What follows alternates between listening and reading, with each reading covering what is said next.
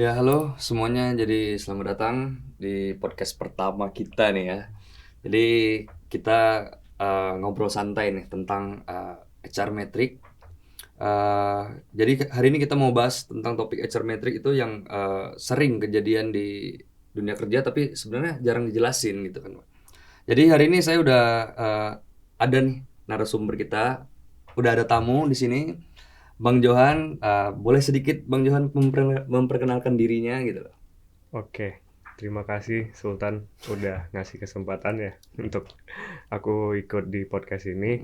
By the way, biasanya Sultan manggil aku Aco Iya, nih. Cuman oke, hari ini aku hari ini dipanggil Johan. agak formal ya jadi ya, Bang Iya, Johan. iya, iya. Anyway, nama saya Johan Arisaifa. Saya itu bisa dibilang pembisnis lah ya, karena ini tahun kedua di mana saya mendirikan sebuah agensi digital marketing yang bernama Trilogy Agency. Nah, mungkin untuk topik hari ini kita bahas HR Matrix agak relevan karena kebetulan kita masih startup yang karyawannya juga saya sendiri yang hire, jadi mungkin bisa menjadi insights lah buat teman-teman yang ada uh, nonton podcast ini. Ya, makasih sekali Bang Aco ya, Bang Aco udah mau hadir di sini. Jadi kita ngobrol-ngobrol santai itu ya. Ya, Jadi sebelum jauh tuh apa sih Bang arti HR metric dalam proses seleksi buat karyawan Abang nih sebetulnya? Karena kan HR ini jatuhnya apa ya? HR metrics ya, lebih tepatnya HR metric tuh lebih seperti nilai gitu loh. Apa nih penilaian Abang nih dalam seleksi, proses seleksi kayak gitu loh buat oke. karyawan. Iya, menarik. Sebenarnya kalau dibilang matriks ya, matriks itu kan semacam angka atau semacam pedoman gitu ya. Mm-mm. Ketika saya meng-hire orang, lebih mencari kandidat yang memang meet sama ekspektasi saya ketika bekerja di perusahaan saya. Nah, itu sebenarnya banyak teori ataupun yang saya pakai buat meng-hire orang. Nah, jadi nggak hanya open recruitment lewat LinkedIn atau lewat WhatsApp grup, ya kan banyak tuh kalau di Bali sendiri kita kayak punya grup WhatsApp Oh, yang kalau oke. kita lagi pengen hire orang ataupun kita eh, pengen cari kerjaan Hmm. juga ada grupnya gitu. Nah, jadi biasanya saya juga lemparin semacam flyer yang untuk ngasih tahu kalau saya lagi open recruitment.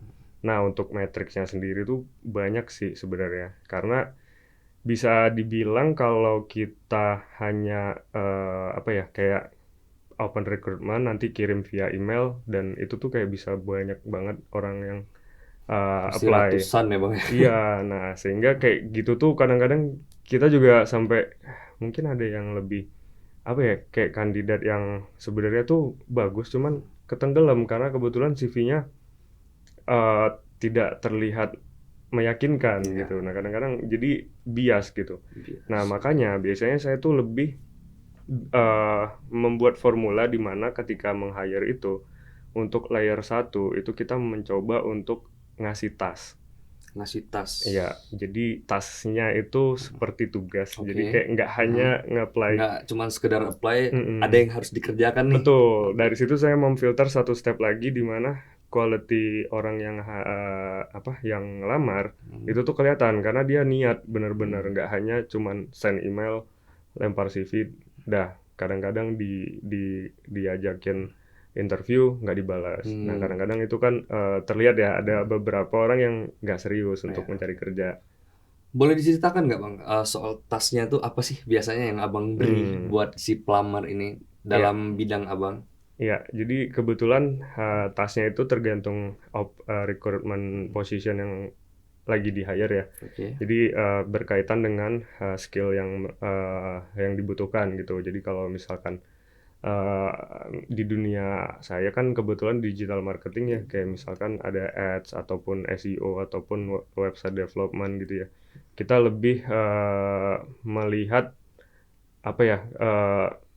Saya buatin Google Form, Oke. pertanyaan-pertanyaan yang mereka harus isi dan saya lampirkan tugas di mana tugasnya juga saya minta bantu ChatGPT sebenarnya untuk kayak can you kayak buatin beberapa task singkat yang bisa dikerjakan dengan posisi yang saya buka. Kalau misalkan di SEO spesialis itu lebih kayak mengaudit website, karena kan kita berhubungan dengan website ya. Jadi kayak kita pengen tahu logikanya dia ketika saya minta audit itu sejauh apa gitu, untuk bisa ya kadang-kadang ada nih embel-embel kayak orang, wah saya pernah bootcamp SEO atau saya pernah kursus SEO di mana, di A, di B gitu. Tapi pada saat di industri kayak prakteknya wah nggak ngerti mas saya, katanya. Terus kenapa bisa lulus gitu kan? Nah, tapi emang apa ya? Ya itu sih membantu banget ketika saya ngasih task. Jadi mereka udah saya bisa ngukur sejauh mana kemampuan orang lain, orang-orang yang lamar gitu. Oke, sekarang ini ada pertanyaan nih Bang. Kenapa perusahaan harus peduli sama matriks seleksi? Seberapa penting sih matriks untuk seleksi ini gitu? Apakah kalau misalnya seleksinya amburadul, masa depan perusahaannya juga amburadul gitu? Tentu sih, karena Pasti kan ya. kebetulan mereka nggak hanya bekerja ya, karena kita itu seperti kapal ya istilahnya. Kalau ada satu troublemaker ya yang lain juga kedampak gitu ya, ketika kita punya tujuan kemana, ketika ada satu ya awak kapal atau tim kita yang buat masalah, entah bocorin kapal, Berarti kayak Titanic ya Bang? iya kita bisa kandas bro. Kita bisa nggak nyampe. Gara-gara satu Iya. es, kena semua tuh satu kapal ya. Iya benar. Nah jadi itu penting banget sih menurut saya, karena ketika kita masih small team juga kayak satu orang yang toxic atau satu orang yang nggak capable itu berpengaruh besar sih. Pengaruh besar, kena ke semuanya ya Bang ya. Iya, domino effect jadinya. Oke. Ini Bang, ada pertanyaan. HR metric yang paling penting dalam rekrutmen tuh apa sih Bang? Ini kan ada beberapa tuh HR metric tuh ada dalam bidang rekrutmen ya. Ada time to fill, cost per hire, quality of hire, source of hire. Yang terakhir itu ada offer acceptance rate. Nah, jadi kita bahas satu dulu nih Bang. Time to fill dulu nih. Jadi time to fill ini mengukur berapa lama dari postingan lowongan sampai kandidat tangan kontrak. Kalau terlalu lama berarti proses lambat atau talent pool kurang. Setuju sih. Time to fill. Ya, jadi dari awal nih, dari abang posting lowongan sampai prosesnya sampai kandidatnya tanda kontrak itu berapa lama sih Bang biasanya butuh proses itu? Iya. Jadi sebenarnya tergantung se-urgent apa ya. Karena di sini ada etik bisnis juga, di mana kalau misalkan kandidat yang ngelamar itu masih bekerja di suatu perusahaan, sometimes kita harus kayak one man notice gitu.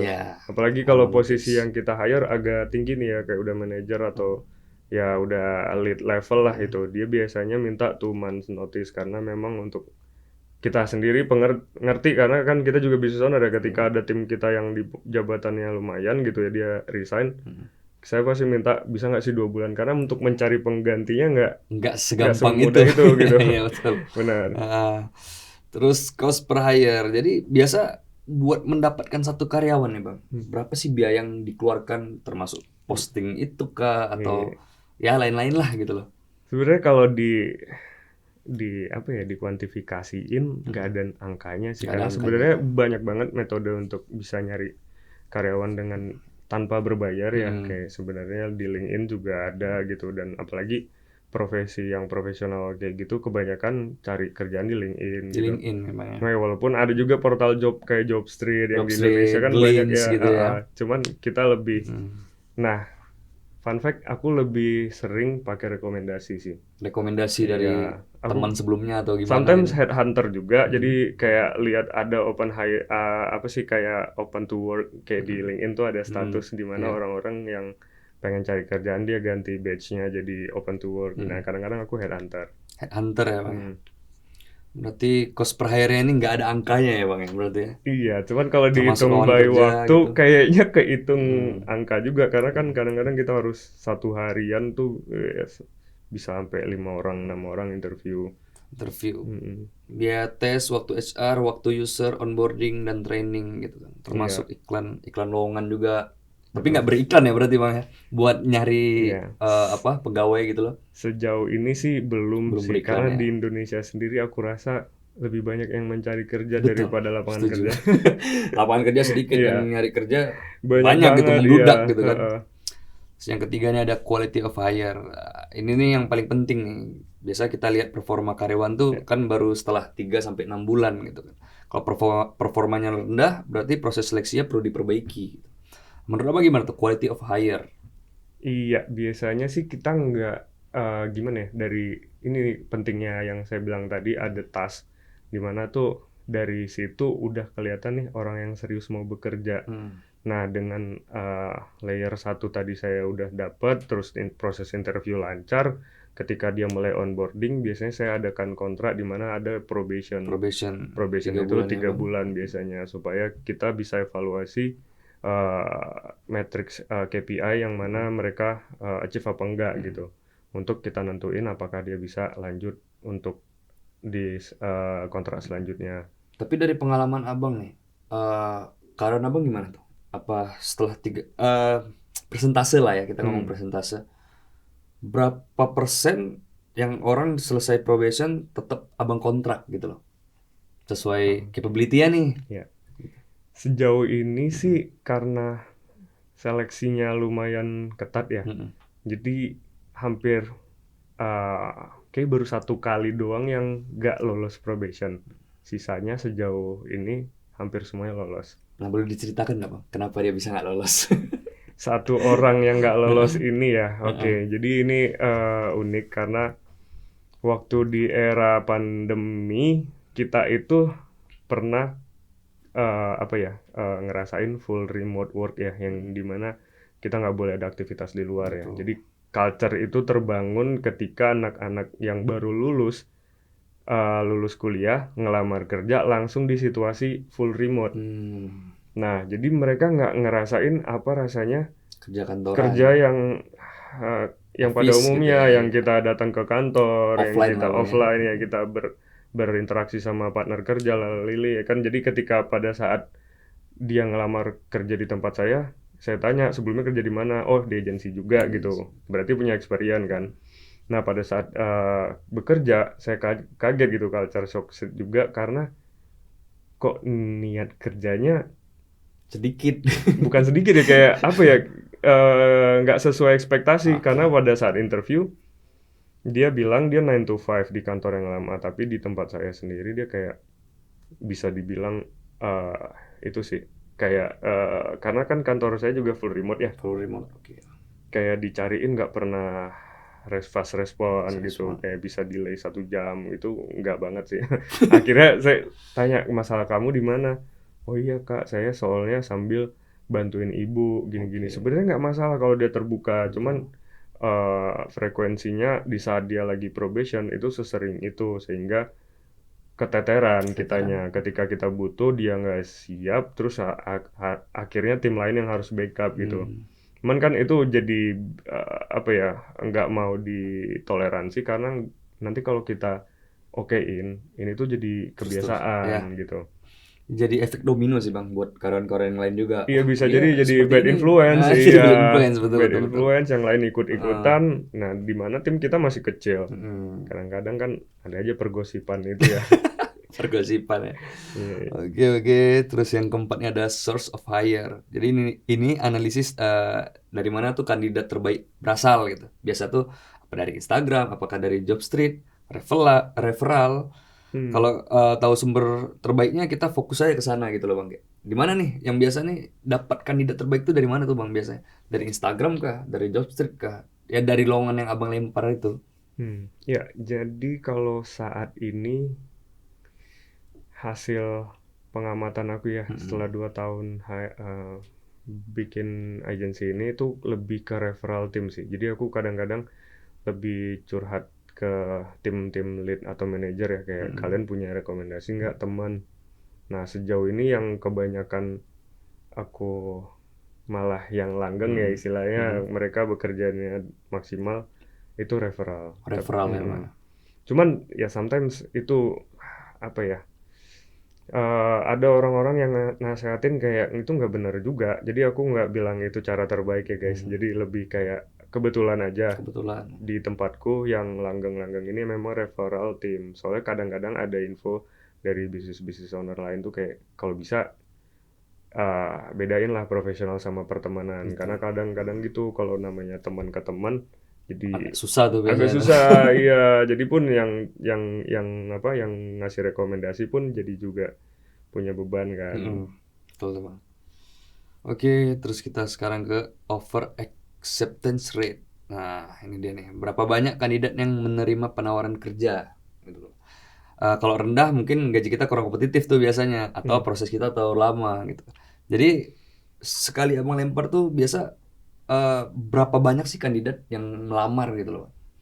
Oke, kalau mulai dari yang lamar kayaknya nggak pernah sampai ngitung sih. Cuman dari yang ngerjain tas Oke, itu tuh kayak bisa dibilang 50% lah. Kalau 50%. misalkan ada Dari pelamar ya bang ya. iya dari 50 orang yang ngelamar paling 25-nya 25 ya ngerjain tas. ngerjain Bahkan tas kadang yang 20 emang niat kerja itu loh iya bang yang kadang ngerjain tas. 20 doang gitu. Jadi emang aku dari situ udah ngeliat ya potensi orang yang ngelamar ini tuh serius apa enggaknya dari situ. Nah, lalu untuk yang pertanyaan kedua tadi nolak ya. Enggak. Ya berapa banyak acceptance rate-nya gitu ya. Acceptance rate. Nah, sejauh ini sih karena kita transparansi juga ketika hiring itu kita ngasih tahu rate average gajinya dan scope of work-nya apa aja. Jadi cukup detail ya. Jadi mereka udah tahu nih ketika kerja di tempat kita apa aja responsibility yang harus diambil nih. Terus juga udah tahu juga rate gaji yang kita buka gitu.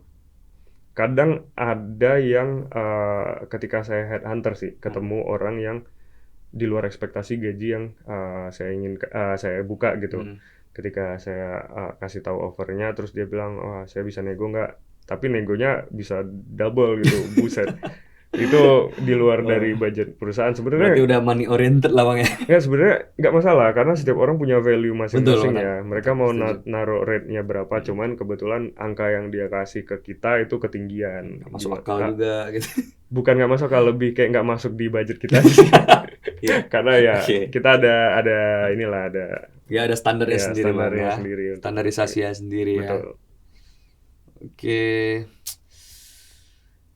Jadi ada apa nih kita sekarang masuk ke contoh kasus nyata nih. Jadi biar makin kebayang nih kan bang.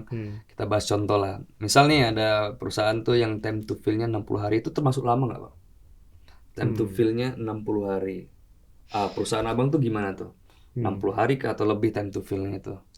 Sebenarnya sih aku kalau lagi hiring itu tuh memang udah terprediksi. Jadi bukan karena urgent sejauh ini belum pernah sih sampai urgent. Jadi proses hiring aku tuh lebih nge-planningin di tahun misalnya 2026 nih. Kita udah punya raker, kita udah punya forecast untuk dapat berapa jumlah klien, habis itu berapa revenue yang kita targetin. Nah, dari situ kita punya mapping nih, kita butuh orang apa enggak gitu. Nah, dari situ kita udah planning, mungkin nanti kita udah buka open recruitment, prosesnya itu nggak buru-buru, karena lebih ke, karena kan ketika kita forecast nih, belum tentu di bulan depan langsung tercapai gitu. Nah, jadi seiring berjalannya waktu, kita cari kandidat yang tepat, karena saya nggak mau buru-buru. Kalau cari kandidat kadang-kadang ya kebanyakan orang yang saya hire malah masih bekerja gitu. Masih bekerja di tempat yang lain karena ketika ya saya butuh orang yang punya skill ataupun ya capable lah ya di posisi yang saya cari. Kalau saya cari orang yang kadang-kadang lagi butuh kerjaan, justru malah kadang dia bisa-bisain nih, oh saya bisa juga ini, bisa ini. Tapi pada saat bekerja ternyata cuman sekedar bisa gitu, Sekedar bisa. nggak bisa yang sesuai ekspektasi gitu. Ekspektasi. Berarti nggak sesuai sama ekspektasi itu bang ya? Iya, jadi lama juga nggak masalah. Kayak ya kadang-kadang bisa 62 bulan sih 2 prosesnya. bulan, Paling 60 lama, hari ya. paling lama itu ya. Kadang-kadang bisa lebih cepat. Kayak kemarin tuh 1 bulan dia bilang waktu interview, Mas saya minta waktu 1 month notice ya. Tapi ternyata di minggu ketiga dia bilang, bos saya udah dapat penggantinya mas, saya udah bisa mulai kerja kalau mau hari Senin saya udah bisa gitu. Itu kayak 3 minggu ada juga. 3 minggu. Berarti paling cepat Paling cepat 3 3 minggu. minggu, paling lama bisa 2 bulan ya Bang ya? Pernah sampai 2 bulan. Pernah sampai 2 bulan. Oke. Jadi sebenarnya metrik tuh kayak alarm ya Bang sebetulnya. Bisa dibilang. Kayak alarm. Iya. Ini dia, tantangan HR dalam menggunakan metrik. Iya. Jadi aku bayangin nih Bang, nggak semua perusahaan tuh punya data rapi kan sebetulnya. Nggak rapi lah. Apa tantangannya Bang? Kalau misalnya punya data perusahaan ini nggak rapi nih, tantangan buat Abang tuh gimana tuh? Mungkin tantangan data yang nggak rapi itu apa dulu nih?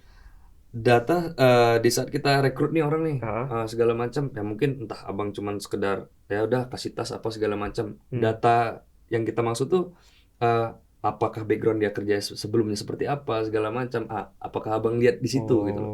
Oh, iya. Ya itu Itu jadi tantangan nggak buat Abang? Kan kita nggak tahu nih sebelumnya dia kerja di sebelumnya kenapa dia bisa cabut? Apakah Abang pernah menanyakan pas di interview gitu? Kenapa kerja sebelumnya resign alasannya apa gitu? Iya, selalu tanya. Jadi ada cerita lucu juga Oke. di sini. Ayo kita dengar sama-sama cerita lucu ini. Jadi malah Abang silakan sambil minum Bang ya. Oke, siap. Ih, orange juice ya. Lumayan seret juga nih.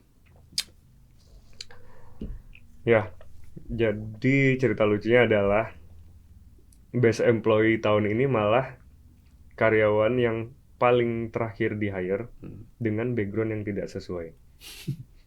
Jadi kebetulan rekomendasi dari salah satu co-founder kita lah, dia ini temennya. Oke.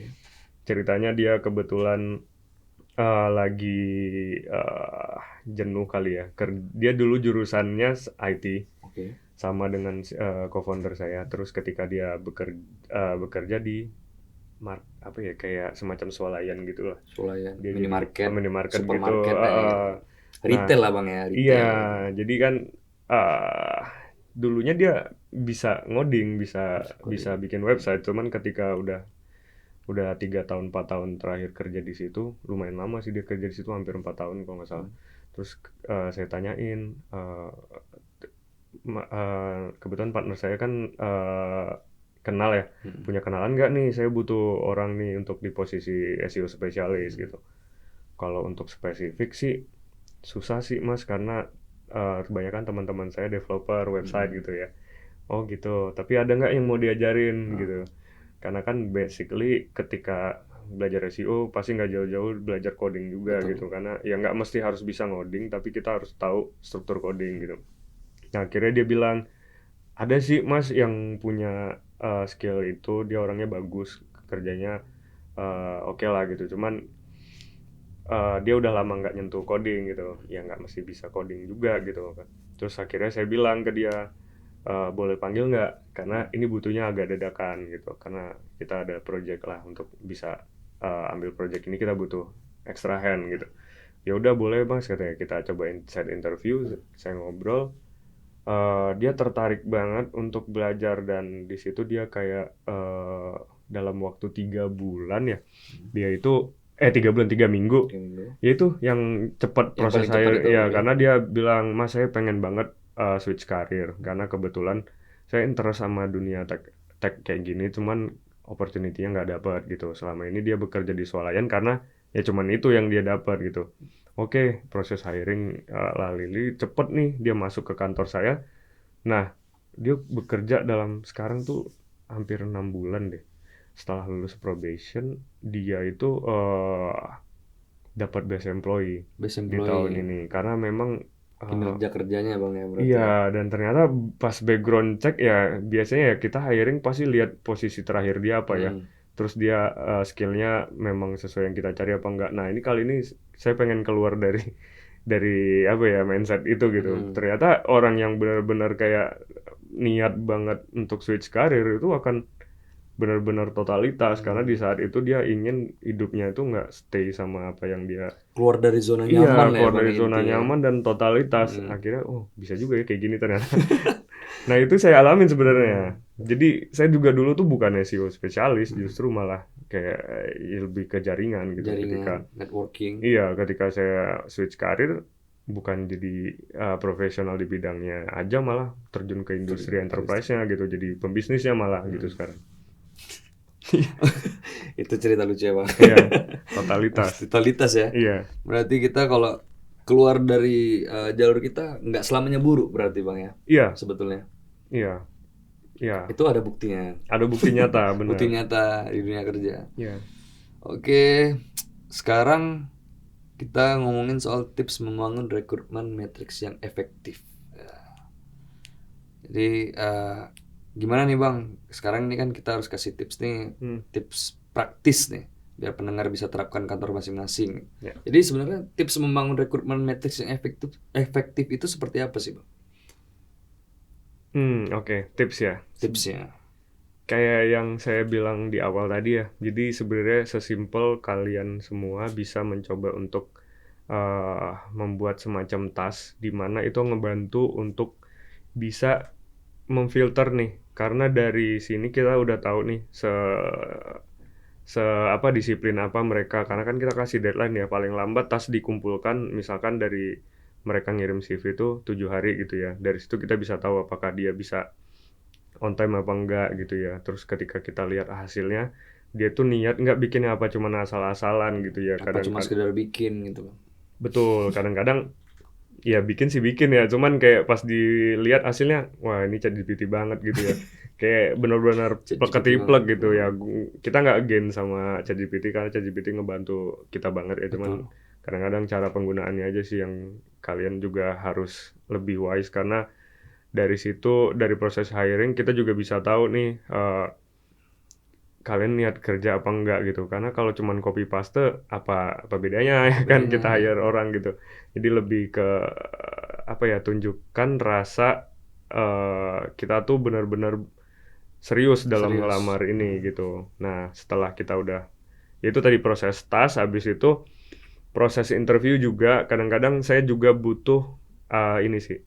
Ini hal kecil ya, minor. Cuman saya tuh sangat apa, respect sama orang yang ketika interview dia tuh benar-benar ngeluangin waktu nih.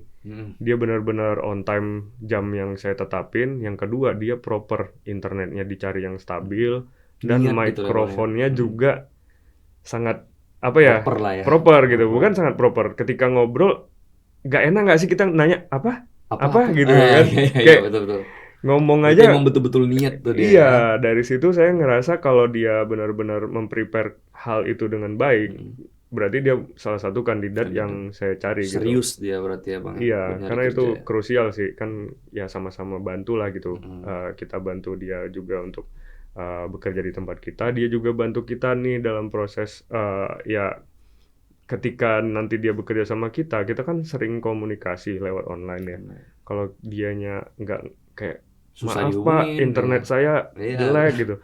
Terus Apa pas saya lagi di pelosok hutan gitu. pas lagi meeting Nggak ada sama internet. klien bingung ngomong apa sih mas? Apa mas gitu kan, kayak Iya. wah mic-nya jelek gitu. Iya. Nah tapi walaupun sebenarnya akhirnya saya menemukan solusi. Kadang-kadang ya kita nggak bisa maksain ya ke Betul. di sini kan ada cost di mana nggak semua orang bisa afford kayak laptop yang bagus atau headphone yang bagus gitu kadang-kadang. Nah, cuman di tempat kita akhirnya di tahun ini tuh udah mulai kita provide gitu. Provide. Itu Jadi solusinya berarti bang. ya untuk menjaga komunikasi yang baik, karena kita hampir bisa dibilang udah bukan komunikasi yang, kita udah inilah hyper communication karena kita online ya. Jadi kalau bisa sekecil apapun pertanyaan atau ada problem yang ditemukan, ngobrol gitu. Betul. Jangan sampai karena kita nggak ada kantor, jadinya Nggak pernah ngobrol. lewat chat gitu kan. Akhirnya sering miskom gitu. Nah, itu berarti masalahnya tuh kalau misalnya sinyal jelek jadi miskomunikasi gitu kan bang, nggak bisa Iya. dihubungin bla bla bla. Nah Iya. jadi bang setelah nih diterima si kandidat-kandidat ini, apakah ada pelatihan dan pengembangan lagi bang setelah itu? Apa cuman sekedar terima langsung kerja nih gitu? Ya, jadi di fase probation itu kita mulai ngasih mereka, biasanya di tempat saya tuh kayak 1 bulan pertama itu lebih kayak mengamati ya. Setiap ada meeting sama klien, setiap ada reporting atau setiap task yang harus dikerjain sama seniornya, itu aku suruh mereka ngikutin. Kayak kandidat baru ini untuk setiap ada agenda follow. Jadi supaya ketika nanti di bulan kedua saya udah masukin uh, task ke dia gitu, dianya udah udah inget lah gitu, oh yang kemarin yang ini kayak abang ini kerjain ya gitu. Nah jadi dia udah tinggal ikutin aja gitu. Berarti biasa tuh berapa banyak bang peserta yang menyelesaikan pelatihan? Apakah ada pelatihan kayak bootcamp atau apa gitu selama Iya, iya.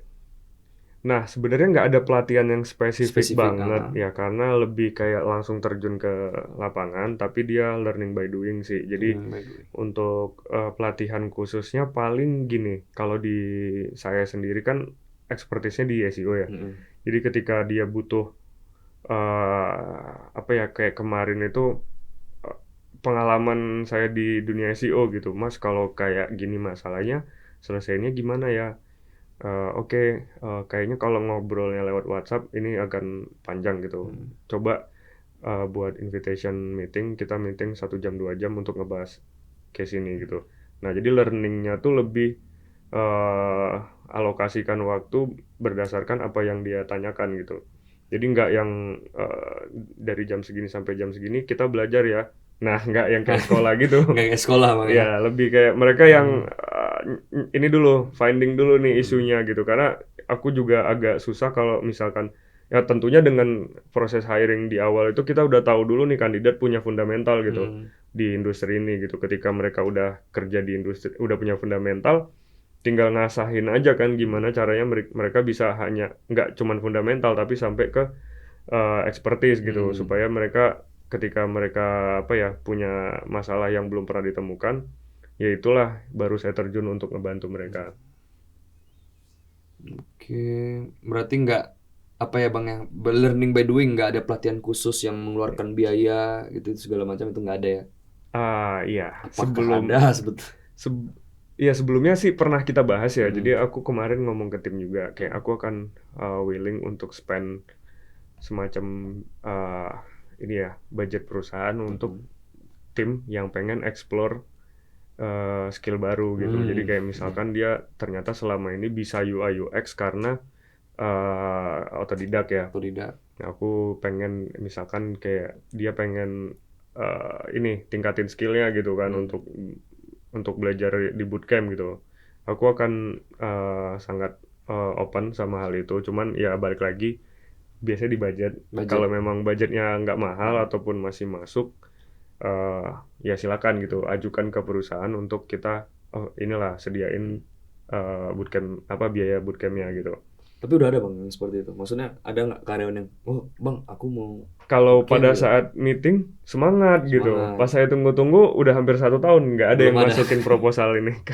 Soalnya berubah-berubah, kadang-kadang kayak aku bosan deh jadi SEO, pengen belajar UI UX. Ya silakan. Silakan. Tapi nggak pernah nyari Nggak, gitu. Akhirnya kan oke. ya kita bukan nggak mau follow up ya, lebih kayak lihat aja keseriusan dari timnya kan. Dia beneran serius apa Biasa enggak, alasannya tuh seperti apa? Kenapa bang? Kenapa dia tiba-tiba ngomong, oh aku pengen minat belajar hal lain pengen gitu. belajar hal lain? Apakah dia bosan di bidang dia ataukah ada kendala dia di situ apa gimana? Iya, biasanya sih kayaknya sih bosan ya, karena bertahun-tahun hanya ngerjain hal yang sama kan. Jadi Pasti bosan. Hal ada manusiawi sih. ada Bosan. kebosanan tapi juga bingung mau explore yang mana. Jadi sebenarnya yang saya bahas tadi itu agak berkesinambungan, karena jadi di SEO itu nggak hanya mengoptimize website, tapi kita juga belajar namanya product knowledge ya. Product Nah, knowledge. jadi kayak kita sebelum optimasi, kita juga belajar produk yang dijual apa gitu. Nah, dengan kita tahu produk yang dijual apa, kita juga belajar gimana cara mengkomunikasikannya lewat website gitu. Nah, di situ kadang-kadang SEO juga butuh knowledge tentang desain gitu. Makanya kadang-kadang orang-orang itu yang dari SEO pengen belajar UI UX supaya dia bisa interpretasikan pikiran dia menjadi sebuah visual gitu. Jadi dia ngerti SEO, oh SEO tuh yang dibutuhkan strukturnya begini. Ketika dia udah membayangkan, tapi visualnya gimana ya? Karena dia nggak punya skill UI UX, akhirnya dia butuh orang lain gitu. Nah, akhirnya Outsourcing ya bang ya berarti ya? bisa cari freelance atau Freelance. banyak cara. Cuman kebetulan di tim kita juga udah ada UI UX in-house kan. Jadi kita punya tim khusus lah untuk desain. Oke, ini sekarang kita bahas HR metric untuk kinerja performance management ya Bang. Jadi goal achievement rate, persentase pencapaian KPI karyawan tuh seberapa Bang? Ini kayaknya PR semua perusahaan deh. Iya, ini Karena PR sama perusahaan. KPI itu ya apa ya, bisa dibilang eh indikator ya buat para business owner untuk ngelihat tim kita itu kesulitan atau apa ya, punya motivasi kerja apa enggak gitu. Hmm. Jadi kadang-kadang ada nih dia motivasi kerjanya tinggi, tapi KPI-nya rendah. Karena apa? Ternyata dia tuh kesulitan gitu. KPI yang kita targetin tuh terlalu besar. Oke. Nah, tapi rumus buat KPI buatlah sebesar mungkin. Maksudnya bukan sebesar dalam artian ini ya, eksploitasi ya. Tapi kalau KPI dibikin segampang itu, ya jadinya bukan kayak indikator jadinya. Jadi kayak apa ya? Ya biasa aja gitu. Cuman ketika kita bikin KPI itu, aku selalu masukin apa ya? Angka yang di atasnya rata-rata Di dia. atas rata-rata. Karena basically kalau di atas 70% KPI-nya achieve aja itu udah bagus gitu. Tapi ketika kita sebagai owner kan juga punya vision ya. Di tahun depan kita harus mencapai target sekian gitu. Otomatis KPI juga harus dinaikin gitu. Jadi kalau kamu pernah dengar di luar di Jakarta ya, aku sering banget tuh dengar obrolan tahun ini kita achieve 1 miliar nih. Tahun Oke. depan bisnis ownernya bisa nggak kalian naikin 2 miliar? Nah, Oke. sometimes kayak mereka itu mikirnya ya kan owner harus punya ini ya vision ya. Jadi Iya. dia akan mencoba meletakkan standar yang di atas supaya ketika dia nggak mencapai 2 miliar pun at least 1,5 M dapat lebih tinggi dari sebelumnya. Ya. Sedangkan kalau kita ngeletakin di standar yang sama, ya nggak akan kemana-mana, segitu-segitu aja gitu. Kalau dapat alhamdulillah, nggak dapat ya udah Ya gitu. udah. Jadi itu semacam indikator. Memakmurkan owner ya. Sebenarnya lebih ke semuanya sih, karena balik lagi ya ketika perusahaannya makmur, ya tentunya Karyawannya dari makmur karyawannya juga. juga ikutan makmur gitu. Karena kan mereka juga, nah KPI itu nggak hanya angka yang harus dicapai, tapi di situ juga ada bonus yang harus dikeluarkan. Jadi kadang-kadang itu apa ya, pemacu orang Pemacu ya. supaya ketika KPI-nya achieve dia dapat Bonus. dapat bonus, dapat inilah benefit-benefit yang ya bisa dibilang tambahan gitu. Tambahan. Nah, kadang-kadang kan dulu aku juga karyawan ya, ketika dapat bonus kayak gitu tuh semangat Senang, banget kalau pasti bisa semangat. kita achieve KPI terus ya gitu. Gitu. Dapat bonus terus nih. Iya. Gitu kan. Terus ada performance distribution, persebaran nilai performa, top, middle, atau low performance. Nah, itu gimana tuh Bang? HR metric untuk kinerjanya. Yang Abang lihat nih di perusahaan Abang sekarang gimana tuh? Top, middle, atau low performance? Wah, Buat karyawan-karyawan Abang nih. ya, itu pertanyaannya lebih ke ketika KPI-nya mencapai. Tercapai atau enggak Oh, gitu. gitu ya. Ya, sebenarnya ini proses evaluasi kita juga ya, karena setiap tahun itu kita harusnya ada karir ya. Karena ketika mereka udah bekerja sama kita lumayan lama ya, kan kasihan juga kalau nggak ada peningkatan gaji ya, karena Iya, kan itu motivasi buat dia. jenjang karir lah Bang. Iya, heeh. Jadi itu KPI menentukan sih. Jadi sometimes aku pakai di mana kayak ngasih motivasi, ayolah bro, di tahun ini kayaknya KPI kamu banyak yang nggak achieve nih gitu. Kenapa, masalahnya apa? Apakah ada dari sisi perusahaan bisa ngebantu gitu, misalkan ada ya mungkin masalah-masalah yang terkait apa ya, motivasi gitu. Nah, itu kadang-kadang kita obrolin di saat evaluasi. Nah, ada aja pasti karyawan yang achieve KPI, ada juga yang enggak gitu. Nah, kadang-kadang itu sih PR buat kita untuk mengerti psikologinya karyawan-karyawan kita gitu. Kayak gitu sih. Sejauh ini sih kalau misalkan dibilang middle sih aku. Middle Karena ya. ada aja yang achieve, ada yang enggak gitu. Ada yang achieve, ada yang enggak gitu Mm-mm. Bang ya. Pas di middle berarti. Mm-mm. Terus ada manager rating akurasi. Seberapa konsisten evaluasi kerja antar manajer? Sebenarnya harusnya sekonsisten itu ya, kalau bisa sesering mungkin dan ya itu hyper komunikatif kalau bisa sesering itu, karena kan aku juga sebenarnya ekspektasinya tinggi ya. Ketika bekerja sama aku, ada yang diangkat sebagai manajer, aku expect dia juga jadi peran manajer yang baik ya ketika ada apa sih masalah atau ada hal-hal yang menjadi ide. Kadang kan nggak semua ide tuh turun dari owner ya. Kadang-kadang aku juga bingung gitu. Ada manajer tapi nggak pernah ngasih ide gitu. Jadi dia benar-benar kayak Nuntut doang mengerjakan gitu ya. kerjaan dia aja gitu. Hmm. Kadang-kadang kita juga butuh sih. Maksudnya ketika kita pernah, mungkin teman-teman di posisi manajer ya, itu kan kayak strategis posisi ya.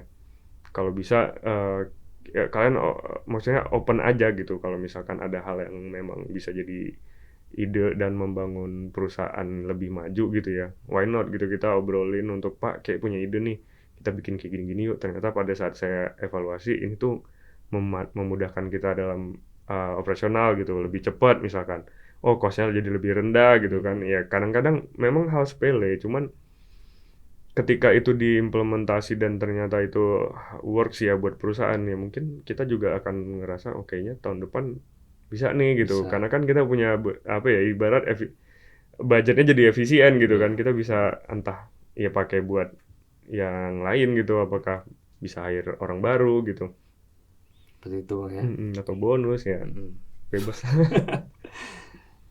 Penting ya evaluasi kerja antar manajer berarti Bang ya. Iya, penting banget. Penting banget. Terus ada yang terakhir dari HR metric untuk kinerja itu ada productivity per employee. Output per karyawan dalam periode tertentu. Nah, output per karyawan gimana tuh Bang? Dalam performa kerjanya, dalam kinerja kerja gitu.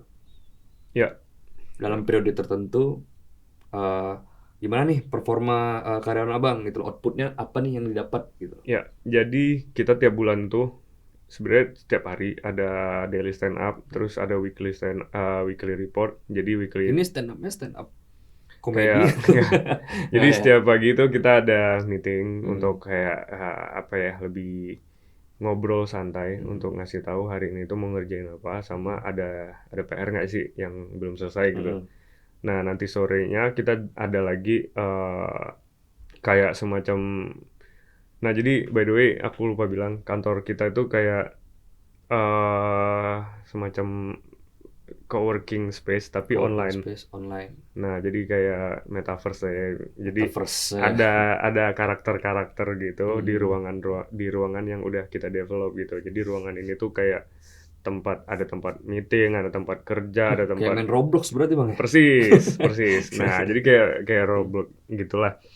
Ya anyway, jadi di situ tuh kita sering banget nongkrong di tempat kayak semacam ruangan ngobrol lah gitu. Nah, biasanya tuh setiap pagi kita udah mulai ngobrol di situ, nanya apa yang harus dikerjakan. Maksudnya ada pendingan nggak, habis itu apa yang hari ini pengen difokusin. Kalau ada yang pengen fokus pun ngabarin, hari ini aku fokus time ya sampai jam 3 gitu. Ada yang ngabarin kayak gitu. Jadi setelah itu kita juga ada weekly nih di akhir minggu untuk evaluasi apa yang belum selesai di minggu ini. Nah, baru nanti di monthly-nya mungkin nah ini sih sebenarnya saya belum pernah di tahun ini tuh ngadain sesi one on one, di mana saya tuh pengen ada evaluasi mungkin diimplementasi di tahun depan sih rencananya. Di setiap employee itu ada one on one, di mana dia kita nggak hanya, kalau sekarang kan kita punya dashboard kerja, kita bisa tahu nih apa yang done, apa yang belum done gitu. Kita tahu setiap employee itu udah selesaiin apa aja gitu. Cuman di saat itu hanya sebatas KPI-nya dia gitu, nggak pernah dievaluasi untuk one on one. Oke. Itu jadi evaluasi bersama aja setiap ada monthly report gitu. Nah, nanti di tahun depan ini saya mungkin ada tambahan untuk one on one, di mana saya juga pengen deep dive lagi ya supaya tahu secara apa sih problemnya dia Problemnya. ketika nih ada hal-hal yang kok bulan lalu kamu bagus banget ya performance-nya, di bulan ini kamu Kenapa bulan setelahnya menurun gitu kan? iya. Nah, karena mungkin dari ya belum ada sesi one on one ini, jadi agak bias gitu, tebak-tebakan kayak dia lagi ada problem keluarga deh, kayak dia ada Kita ya, jadi seuzon ya jatuhnya. iya, jadi ya kayak Oh, ini mungkin orang lagi galau nih. ya lagi putus nih Lagi kayaknya, putus. jadi gitu kadang. Jadi performanya menurun gitu. Ya kadang-kadang itu sih ada masalah-masalah yang mungkin dia nggak bisa ceritain di tempat umum Betul. gitu. Nah, mungkin di tahun depan Nah, ada kalau kita sesi di one-on-one. sekolah dulu kan ada guru BK ya bang. Nah, iya, ya betul betul. Nah, jadi ada one-on-one session untuk kita lebih kenal lah gitu. Oke bang, terus kita sekarang lanjut ke HR metric untuk retensi dan turnover. Hmm, Nah, turnover rate, persentase karyawan yang keluar secara sukarela atau terpaksa itu berapa persen sih bang di perusahaan abang?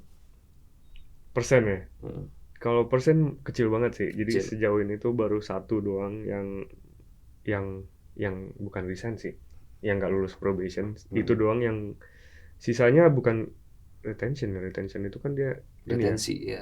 dia lebih apa bahasanya ya, lebih mereka itu sejauh ini paham ya visinya aku apa Hmm. untuk di agensi ini. Terus dia juga lihat keseriusan aku dalam membangun perusahaan ini. Jadi ya hopefully masih loyal sih. Jadi sejauh ini Belum ada berarti bang ya kayak belum ada. karyawan yang keluar secara sukarela atau terpaksa gitu, Ya, atau dia ya, berbuat kesalahan mau nggak mau dia keluar, itu belum ada bang ya berarti. ya. Sejauh ini belum ada. Jadi sebenarnya ada trik nih buat mungkin yang lain juga ya. Jadi sebenarnya tuh mereka akan khawatir ketika lihat perusahaan dalam kondisi tidak baik-baik aja gitu ya.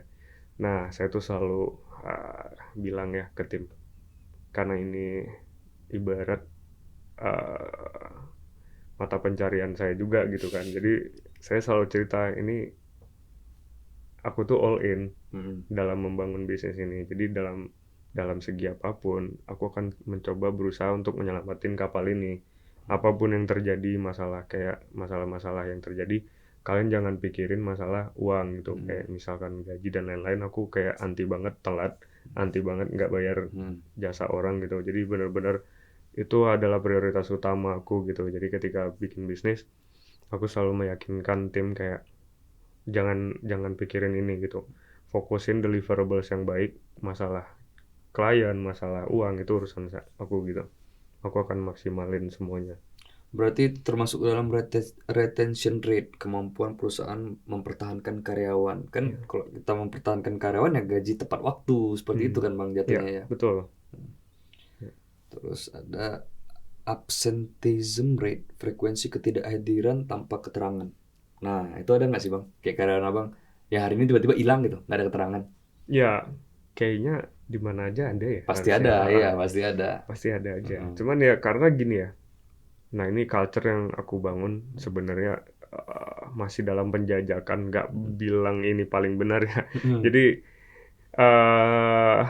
kita tuh fleksibel. Aku nggak yang micromanage. Aku pengen setiap orang tahu porsinya masing-masing. Jadi ketika bekerja, ya kadang-kadang aku sempat sering nanya, kok belum datang ya ini, kok nggak ada kabar ya ini. Nah, tapi as long as aku memang nggak ada kebutuhan khusus sama dia, jadi aku akan it's okay gitu. Dia juga tahu ketika aku butuh, aku akan invite kalender gitu. Jadi di sini tuh kita biasakan untuk melihat jadwal orang lain juga gitu. Ketika kita memang butuh seseorang yang mau diajak diskusi, kita lihat jadwalnya, oh dia lagi penuh banget, adanya jam segini. Nah itu akan aku coba invite di kalender ataupun WhatsApp ya kan, kayak bilang jam segini aku lihat kosong, kita meeting ya gitu. Nah selebihnya kalau mereka hilang, itu aku maklumin sih karena sejauh ini emang kita nggak punya kantor gitu. Nggak punya Jadi kantor, jadi ya full whatever online ya ya, bang ya. mau kerja dari kafe, mau kerja dari luar negeri, WFH ya. serah gitu. Cuman ya Yang penting kerja. aku pasti apa ya, pengennya mereka itu tetap on track sama kerjaan supaya aku bisa monitoring lewat dashboard, kan aku punya dashboard untuk ngecek status task, apakah udah dikerjakan, apakah masih ada problem atau di pending. Nah itu kan akan aku follow up lagi gitu, kayak gitu. Nah Gitu ya bang ya. So ada engagement score, indikator keterikatan keterikatan bener. Indikator keterikatan dan motivasi karyawan. Nah, gimana tuh bang? Soal engagement score. ya, nah ini sih aku mungkin ini lebih ke ini ya pertanyaannya, engagement antara terkaitan saya selaku Owner, owner sama karyawan ya gitu. keterikatan dan motivasi karyawan. Mungkin example-nya dulu deh. Contohnya apa tuh? Kayak apa ya, indikator keterikatan dan motivasi karyawan tuh seperti kayak eh, gimana nih karyawan nih motivasi buat kerjanya tuh seperti apa sih, Oh seperti iya itu. iya. Ya itu sih. Engagement score-nya. Biasanya yang kayak saya bilang tadi, kalau di sini tuh ada beberapa yang mungkin masih gen-gen Z ya. Gen Z, Jadi ya. masih yang kadang dinamikanya tuh up and down ya. Kadang semangat, kadang mental breakdown, kadang banyak ya Mental masalah-masalah breakdance. mental ya. Nah, jadi untuk motivasi ya sebenarnya itu PR sampai detik ini juga lagi belajar untuk gimana caranya bisa terus memotivasi. Yang paling utama sebenarnya lebih ke diri sendiri sih. Kita sebagai leader atau sebagai yang memiliki posisi lebih tinggi ya, berusaha untuk mencontohkan dulu sih. Kalau kitanya sendiri nggak disiplin, kita sendiri juga nggak menjadi contoh yang baik, ya pastinya yang lain juga kurang termotivasi gitu. Betul.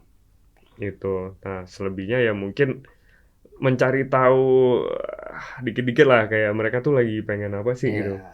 Ya kadang-kadang aku juga adakan ekstrakurikuler ya istilahnya kalau di sekolah. Extracurricular. Kayak weekend kita pedal yuk gitu. Oh. Kadang-kadang Outing ya Bang, istilah iya, outing lah ya. cuman outing kan kayak lebih official Formal banget ya, dan formal ya kali ya. setahun sekali paling ya kan. Hmm. Kalau kita lebih kayak weekend mana ngopi yuk bareng atau kita apa gitu outing bukan outing sih lebih kayak nongkrong-nongkrong lah Nongkrong. gitu. Berarti Abang apa ya istilahnya? Karyawan bukan cuma sekedar karyawan, sebagai teman juga Iya, gitu. iya kalau bisa udah sampai kayak keluarga sih Kayak sejauh keluarga. ini.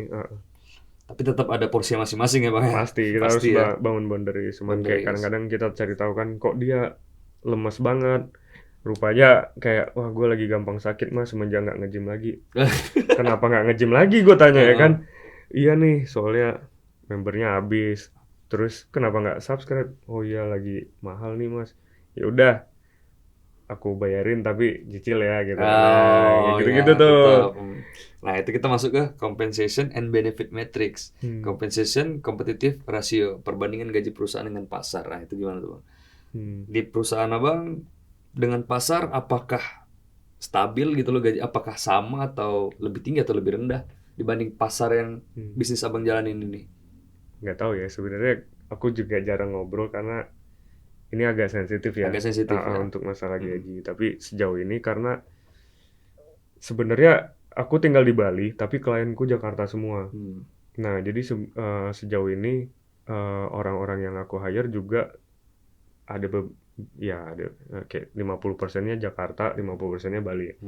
Nah jadi untuk gaji tentunya orang Jakarta nggak mau dong downgrade gitu kan. Pasti. Iya, pasti dong. Pengen tinggal di Bali tapi gaji Jakarta gitu ya kan. Banyak orang seperti itu. Nah, banyak kayak gitu. Nah, jadi emang untuk Mau gaji slow sih living tapi gajinya pengen gaji Jakarta gitu. ya sebenarnya gaji kompetitif sih sebenarnya. Kalau dibilang aku nggak ada yang benar-benar UMK itu atau bahkan di bawahnya nggak ada. Cuman Apakah gajinya tergantung job desk-nya atau betul, tergantung posisinya gitu? betul. Pasti ya. Tergantung posisi dan juga sejauh apa seberpengalaman apa gitu. Memang tapi kita juga nggak ada yang apa ya istilahnya nggak bisa dibilang gede juga gitu, nggak bisa dibilang kecil juga. Pas lah. Pas lah. Cukup lah. Buat di Bali cukup berarti Bang ya. Kayaknya lebih deh kalau di Bali mah. Lebih ya.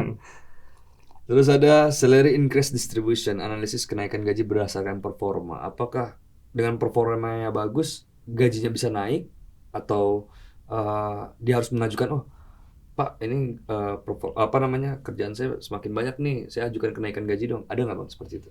Nah, sebelum mereka ngajuin, biasanya saya udah naikin. Jadi emang di sini tuh saya bertugas untuk mengevaluasi ya tasnya dia atau work ini ya apanya scope of work-nya lah gitu ya. Kalau dia ternyata di tahun ini udah saya tambah lagi nih untuk ngerjain sesuatu gitu, itu akan saya tawarin offer baru gitu. Kayak oke nih kita lagi ada kerjaan yang mana ini mau dikasih ke A gitu ya, ke karyawan gitu. Terus yang si A-nya akan saya panggil untuk ini task baru yang mungkin nambah lah workload-nya, dan itu akan saya kasih over biasanya gitu.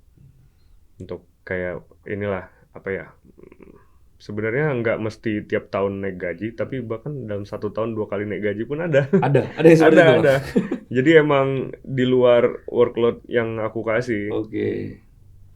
Dalam 1 tahun 2 kali naik gaji tuh ya. Ya bisa dibilang kayak gitu. Cuman ya itu Oke. balik lagi, kadang-kadang aku juga memikirkan hal jangka panjang ya, kayak ini kalau misalkan proyeknya nggak lanjut berarti aku harus nyari penggantinya gitu. Betul. Jadi memang kadang-kadang PR-nya gitu sih.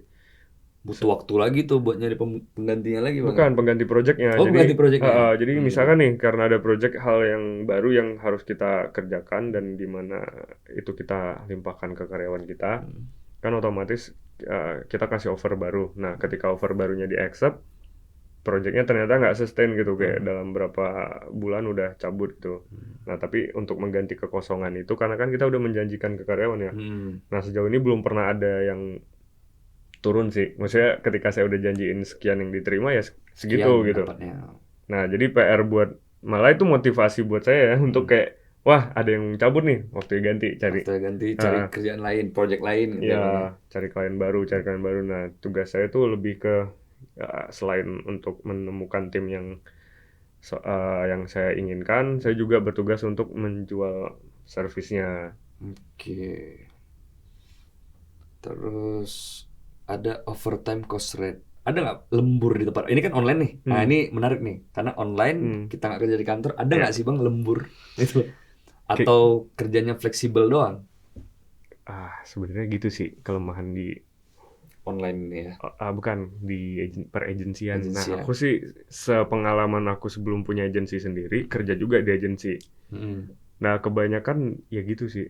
Kayak nggak ada overtime, memang nggak ada salary tambahan untuk hal ini. Karena ya basically kalau kita kerjain di jam yang sesuai jam kerja, harusnya sampai pulang kerja itu selesai gitu. Cuman kan karena kita kerjanya fleksibel, kita mau kerja dari jam berapa gitu. Nah, ini susah Bingung diukur. ya. Kadang-kadang ada yang kayak bisa mood kerjanya tuh muncul tuh setelah makan siang dan ngopi gitu. Jam 2 baru on fire gitu. Dari jam Habis makan, ngopi, ngerokok, baru mau kerja iya, gitu. kadang-kadang kayak gitu. Dia kerja sampai jam 8 malam, jam 9 malam ya. Cuman gimana itu kerjaan yang harus dia selesaikan, udah tasnya dia. Cuman dia mulai kerjanya terlalu sore gitu. Dan itu aku juga seperti itu sih. Jadi kadang-kadang pagi-pagi itu karena udah kebiasaan fleksibel tuh gak punya mood gitu. Kadang kerja juga butuh mood ya. Ya cuman itu nggak baik ya guys. Jadi emang kalau bisa ya dari pagi udah selesaiin Dari lah. pagi udah selesai kerja gitu, Bang Ya ya. udah ngerjain lah gitu. Cuma dia balik lagi kalau udah kebiasaan susah banget. Jadi gini, Bang, ini sebenarnya udah selesai nih pertanyaan tentang HR metric ini. Tapi kita mau bincang-bincang soal bisnisnya Abang ini. Oke. Bisa diceritakan sedikit nggak, Bang? Awal mula Bang bisnis itu sampai sekarang. Nah, itu kan tadi kita dari awal belum ada cerita tuh. Awal mulanya gimana Ya, segala macam. Apa motivasi membuat seperti itu? Apa target pasarnya, segmennya kemana gitu loh. ya, baik. Oke, ini ceritanya panjang ya. Jadi ketika Cerita. iya, jadi ini awal mula aku punya kenalan ya. Dia dulu salah satu lead SEO di toko hijau lah ya, online. Aku nggak sebut brand. Toko hijau. Oke. Nah, dia resign, habis itu dia bikin agensi sendiri, dan kebetulan dia itu kalau di industri kita itu kayak selebnya lah. Jadi memang dia Influencernya di influencer di SEO itu dunia ya. SEO di Indonesia gitu. Jadi emang dia tuh sering webinar, sering ngisi talk show, sering diundang untuk jadi pembicara, dan akhirnya aku kan pernah ikut bootcamp, dia jadi mentor. Ketemu di sana, terus dia ngajakin, Jo, mau nggak ikut gua kerja gitu, gua mau bikin agensi, gua udah resign gitu. Menarik nih gitu kan, ayo deh kita itulah kerja bareng dia. Seiring berjalannya waktu aku ngerasa apa ya, banyak sih ilmu yang didapat 1 tahun 8 bulan waktu itu kerja sama dia. Kayak banyak banget ilmu yang saya dapat. Cuman di saat itu saya dapat tawaran yang menarik dari orang lain. Kayak dia bilang, mau nggak bikin agency sama saya, nanti saya kasih share gitu. Orang lain ini menarik nih. Dia kalau yang di uh, bisnis yang pertama, agency pertama, dia hanya mempekerjakan saya sebagai employee. Tapi saya belajar banyak tentang bisnis sama SEO sama beliau. Ketika di perjalanan ketemu teman nongkrong, dia nawarin, gue mau bikin agency, nanti kita bagi saham deh gitu. Wih, menarik juga gitu, karena kan ini di level selanjutnya gitu, belajar membangun bisnis gitu. Kalau kemarin kerja di kantor orang, sekarang belajar di kantor sendiri gitu. Akhirnya di pertengahan perjalanan juga, nah ini aku udah resign ya, aku pindah ke agensi yang baru. Akhirnya ya agensinya nggak bertahan lama. Karena kebetulan ada problem internal issue lah ya, aku nggak bisa ceritain, cuman di pertengahan bubar. Nah, sedangkan waktu itu divisinya banyak ya di situ. Jadi yang SEO ini kebetulan aku yang nge-lead sendiri. Akhirnya klien yang udah existing ini mau dibawa kemana gitu. Perusahaan bubar, kliennya masih ada Kayaknya gitu. masih ada. Oke. Gimana ya?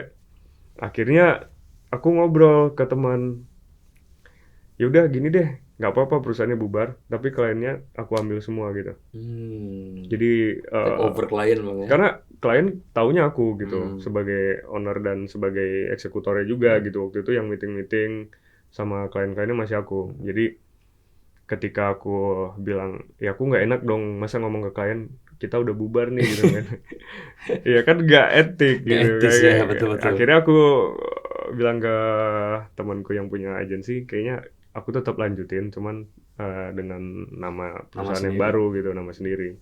Ya Bangun udah. bendera sendiri lah bang. Ya, akhirnya di situ sebenarnya agak kaget sih. Maksudnya aku nggak ada planning untuk bisa bikin perusahaan sendiri karena masih belajar banget lah gitu ya untuk bisa bikin perusahaan tuh kayak belum ada dalam waktu dekat gitu. Pengen sih pengen, cuman nggak yang dalam waktu dekat. Cuman ini kayaknya memang keadaan yang memaksa ya. Tiba-tiba Keadaan memaksa betul. ya karena timku mau gimana, masa dipecat kan kasihan. Kasihan. Maksudnya kita Ya mau sama-sama. nggak mau insting survivalnya keluar, mau nggak mau kita harus bergerak gitu. Iya, akhirnya aku inisiatif bikin perusahaan sendiri. Ya udah, ada satu, ya maksudnya di timku juga nggak banyak waktu itu, cuma dua orang, cuman yang ya dua-duanya balik ke tempat aku juga sekarang. Jadi kita bikin perusahaan sendiri, aku ngajakin kita joinan, terus akhirnya ya udah kita jalanin dan berkembang, dan dalam ya ini udah ini 2026 berarti masuk tahun ketiga. Ulang tahun kita yang ketiga di Januari nanti. Nah itu ya dalam 2 tahun terakhir timnya terus bertambah, terus kliennya juga nambah. So far kita ya kalau dibilang di Jakarta ada 1 orang, di Bali ada 6 orang, di Jogja ada 1 orang. Ini klien apa Tim ya? ya. Oke. udah Berarti ada. timnya nggak cuma di Bali doang bang, yang Ya. di luar kota juga ya? Iya, sebenarnya kan aku juga bebasin ya buat timku yang Dimana aja pengen gitu. kerja di mana aja, karena ya kita jarang ada kebutuhan offline meeting untuk bareng-bareng gitu. Bebas nih ya, kerja di mana aja bang ya? Yang nggak Iya. di hutan aja lah. Ya, Nggak asal ada ada sinyal soalnya. aja ya. Iya. Mesti pakai Starlink loh. Di mana aja boleh gitu ya. Cuman balik lagi kalau bisa ini komunikasinya yang Komunikasi. dijaga gitu, karena aku lebih sangat respect ketika meeting itu kondusif. Gitu. Nah, tantangan di bidang bisnis SEO ini bang gimana tuh? Jadi agensiku nggak hanya SEO by the way. Oke. Jadi digital marketing Digital marketing, keseluruhan. oke. Cuman SEO itu aku. Jadi SEO aku apa? tuh Oke. expertise di bidang SEO. Jadi tantangan di digital. Berarti sebenarnya digital agency ya? Iya, betul. Semuanya ya. Semuanya. Jadi aku ada UI UX, ada developer website, habis itu ada SEO, ada ads, performance, banyak sosial media juga, kayak baru merintis ya, belum banyak. Cuman ya anyway, di sini itu tantangannya adalah kalau dibilang enak sih. Maksudnya orang mikir ya buat agensi gampang gitu, yang penting ada klien aja gitu. Enggak sih menurut aku. Karena sebenarnya ya benar, klien tuh selalu akan ada selagi kita benar-benar mencarinya gitu kan. Berarti kita Cuma jatuhnya lempar bola bang ya? Jemput bola ya, iya, berarti ya jemput bola ya? iya lebih tantangannya tuh lebih ke human resource. Human resource. Kayak ini tuh proses hiring sampai punya karyawan. Karyawan itu aset di agensi karena kita itu perusahaan jasa, bukan manufacturing, bukan produk ya. Jadi kita nggak ada. Berarti karyawan ini sebagai aset Iya, perusahaan ya bang ya? aset perusahaan adalah karyawan. Disinilah kita agak susah ya kalau kita ngomong asetnya adalah mesin ya rusak Baik. panggil maintenance. Iya. Nah kalau manusia yang Manusia yang rusak sakit, gimana? iya manusia yang rusak susah. Nah itu tuh benar-benar challenge banget perusahaan jasa ini karena ya tergantung kita juga sebagai business owner mau bawa bisnis ini tuh dengan culture yang sehat apa enggak gitu. Kadang-kadang ya aku juga pernah di agensi di Bali ya pernah waktu itu. Culture perusahaannya tuh kacau banget. Jadi emang kayak oh emang sih fleksibel enak, cuman setelah dijalanin kayak ini nggak akan berkembang kitanya gitu karena ya balik lagi ini tuh terlalu apa ya ugal-ugalan gitu. Ugal-ugalan ya. Ya kamu bisa nyampe ke tujuan tapi ugal-ugalan ya kayak aku yang ngelihat posisi orang lain yang bisa lebih santai ya lebih lebih bukan santai lebih teratur ketika di jalan nggak ugal-ugalan tapi sampainya juga sama sampai gitu. Terus ugal-ugalan punya resiko lebih gede gitu. Kadang-kadang turnover di perusahaan yang kayak gitu tuh tinggi banget gitu. Baru kerja 1 bulan udah ada yang resign, baru kerja. Nah yang kita bisa lihat ya perusahaan SOP-nya nggak jelas itu akan kayak apa ya turnovernya tinggi. Gitu ya. Ini kita udah 1 jam belum sih ngobrol? Kayaknya almost. Udah ya?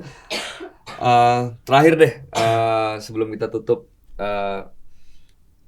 apa pesan-pesan dari abang nih buat anak-anak muda zaman sekarang yang mau merintis buat agensi gitu loh, buat bisnis agensi? Kayaknya buat semua bisnis deh. Jadi Nggak boleh buat semua bisnis. ya, jadi nggak segampang apa ya? Maksudnya nggak cuman agensi. Jadi buat orang-orang yang lagi ingin punya bisnis, make sure lagi dari segi hiring ya. Karena balik lagi ya, mau di pabrik kayak mau perusahaan apapun, human resource itu adalah orang-orang yang akan membantu kita untuk mencapai